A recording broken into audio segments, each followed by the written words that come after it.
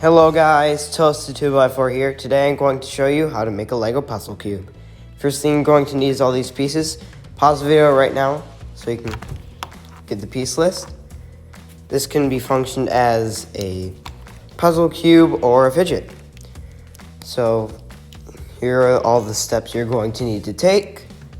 If you have any questions on how to build this or any steps that I took, tell me in the comments and I will be sure to help you with them.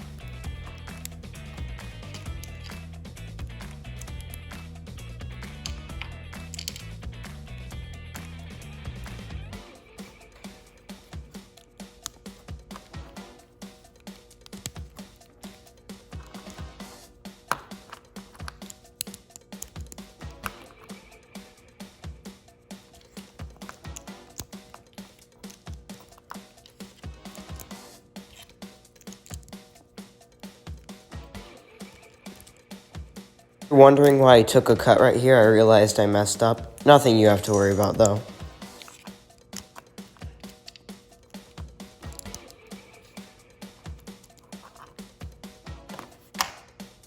We're heading towards the end of this video. I'm just going to tell you some functions that this might have.